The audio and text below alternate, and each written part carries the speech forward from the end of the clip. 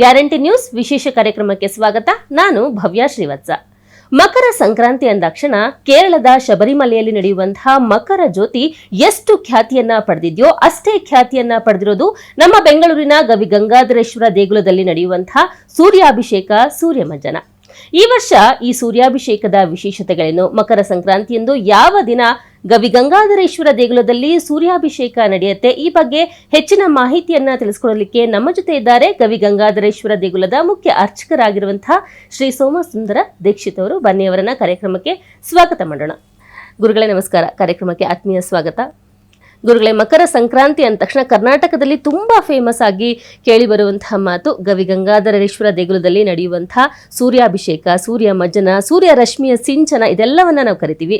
ಈ ಬಾರಿ ಮಕರ ಸಂಕ್ರಾಂತಿ ಯಾವೆಲ್ಲ ವಿಶೇಷತೆಗಳನ್ನ ಹೊತ್ತು ತರ್ತಿದೆ? ನಮ್ಮ ಗವಿಗಂಗಾಧರೇಶ್ವರ ದೇಗುಲದಲ್ಲಿ ಏನೆಲ್ಲ ವಿಶೇಷತೆಗಳಿವೆ ಈ ಬಾರಿ ತಿಳಿಸ್ಕೊಡಿ. ಇದು ಸಾಮಾನ್ಯವಾಗಿ ನಮ್ಮ ಕರ್ನಾಟಕ ರಾಜ್ಯಕ್ಕೆ ಮಾತ್ರ ಅಲ್ಲ, ಇಡೀ ಇಂಡಿಯಾ ದೇಶ, ಇಡೀ ಪ್ರಪಂಚನೇ ಇದನ್ನು ನೋಡುವಂತಹ ಬಹಳ ವೈಶಿಷ್ಟ್ಯವಾದ ವಿಷಯ. ಹೌದು. ಸಾಮಾನ್ಯವಾಗಿ ಪೂರ್ವಾಭಿಮುಖವಾಗಿ ದೇವಸ್ಥಾನಗಳಿದ್ದರೆ ಪ್ರತಿನಿತ್ಯ ಸೂರ್ಯನ ಬೆಳಕು ಸ್ವಾಮಿ ಮೇಲೆ ಬೀಳುತ್ತೆ. ಪಶ್ಚಿಮಾಭಿಮುಖವಾಗಿದ್ದರೆ ಸೂರ್ಯ ಮುಳುಗುವಾಗ ಪ್ರತಿದಿನವೂ ಸ್ವಾಮಿ ಮೇಲೆ ಬೀಳುತ್ತೆ. ಇದು ಪೂರ್ವವೂ ಅಲ್ಲ, ಪಶ್ಚಿಮವೂ ಅಲ್ಲ, ದಕ್ಷಿಣಾಭಿಮುಖವಾಗಿರುವಂಥ ಮೂಲಮೂರ್ತಿ.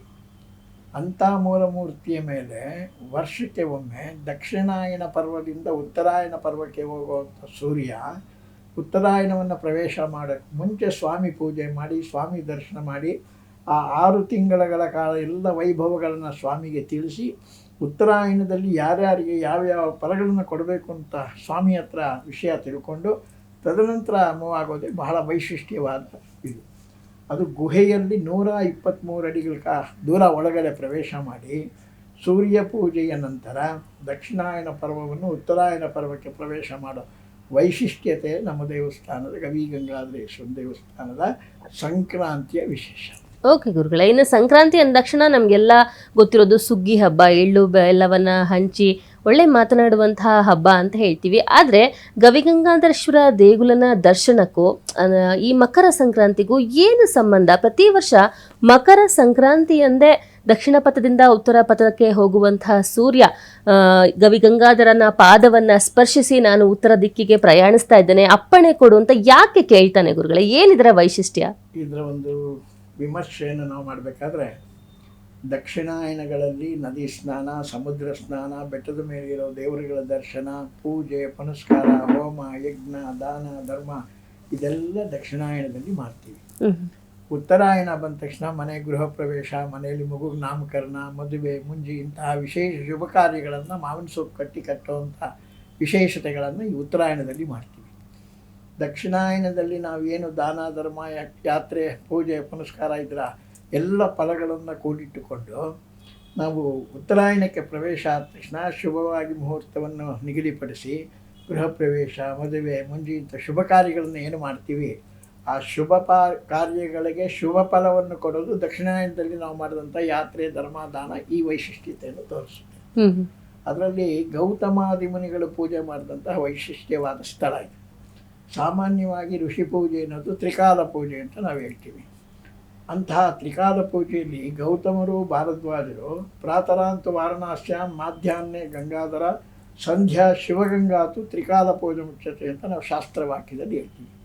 ಪ್ರಾತಃ ಕಾಲದಲ್ಲಿ ಗಂಗಾ ತಟಾಕದಲ್ಲಿರೋ ವಿಶ್ವನಾಥನಿಗೆ ಪೂಜೆಯನ್ನು, ಮಧ್ಯಾಹ್ನ ಗವಿಯಲ್ಲಿರೋ ಗಂಗಾಧರೇಶ್ವರನಿಗೆ ಪೂಜೆಯನ್ನು, ಸಂಧ್ಯಾಕಾಲ ಪರ್ವತ ಶ್ರೇಣಿಯಲ್ಲಿರುವ ಶಿವಗಂಗೆ ಈಶ್ವರನಿಗೂ ಪೂಜೆ ಮಾಡ್ತಾ ಇದ್ರು ಅನ್ನೋದೊಂದು ವೈಶಿಷ್ಟ್ಯತೆ ಇದೆ. ಅವರು ಗುಹೆಯಲ್ಲಿ ಪೂಜೆ ಮಾಡಿ ತನ್ನ ತಪಸ್ಸು ಪೂಜೆಗಳನ್ನು ಮುಗಿಸಿ ನಂತರ ಹೋಗಿ ಒಂದು ಸ್ವಸ್ಥಾನದಲ್ಲಿ ಸೇರಿ ಸಂಧ್ಯಾ ಪೂಜೆಗೆ ಶಿವಗಂಗೆಗೆ ಹೋಗ್ತಾ ಇದ್ರು ಅಂತ ಒಂದು ಪ್ರತೀತಿ ನಮ್ಮಲ್ಲಿದೆ. ಇವತ್ತು ನಮ್ಮ ಗುಹೆಯ ಭಾಗದಲ್ಲಿ ಕಾಶಿ ಮಾರ್ಗ, ಶಿವಗಂಗೆ ಮಾರ್ಗ ಅಂತ 2 ಮಾರ್ಗಗಳ ಒಂದು ದರ್ಶನ ನಮಗೆ ಸಿಗುತ್ತೆ. ಹೌದು.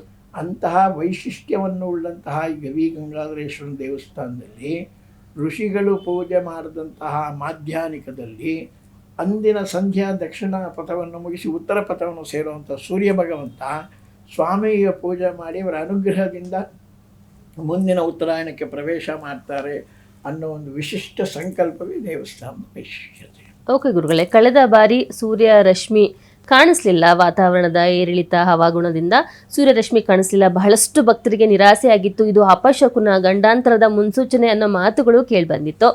ಹಾಗಾದ್ರೆ ಈ ವರ್ಷ ಸೂರ್ಯರಶ್ಮಿ ಯಾವ ಸಮಯದಲ್ಲಿ ಗವಿಗಂಗಾಧರನ ಪಾದವನ್ನ ಸ್ಪರ್ಶ ಮಾಡತ್ತೆ? ಈ ಬಗ್ಗೆ ಭಕ್ತರಿಗೆ ಏನು ಹೇಳ್ತೀರಾ? ಈಗ ನಮ್ಮ ಪ್ರಕಾರ ಸೂರ್ಯ ಬಂದಿದ್ದಾನೆ, ಪೂಜೆ ಮಾಡಿದ್ದಾನೆ, ತನ್ನ ಪೂಜೆಯನ್ನು ಮುಗಿಸಿ ಆತ ಉತ್ತರಾಯಣವನ್ನು ಪ್ರವೇಶ ಮಾಡ್ದ ನಿಗೂಢವಾಗಿ.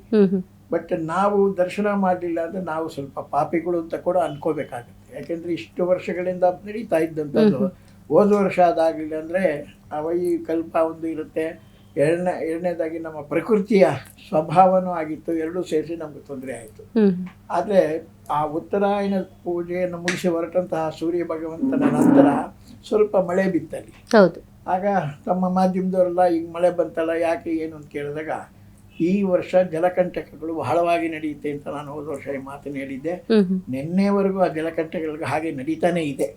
ನಾವು ಭಗವಂತನಲ್ಲಿ ಪ್ರಾರ್ಥನೆ ಮಾಡೋದು, ನೀನು ಪೂಜೆ ಮಾಡುವಂಥ ಪೂಜಾ ದರ್ಶನ ಭಾಗ್ಯವನ್ನು ನಮಗೆ ಕೊಟ್ಟು ಈ ದೇಶವನ್ನು ಸುಭಿಕ್ಷವಾಗಿಡು ಅಂತೇಳಿ ನಾವು ಸ್ವಾಮಿಯನ್ನು ಪ್ರಾರ್ಥನೆ ಮಾಡೋದು ಅಂತಿದೆ.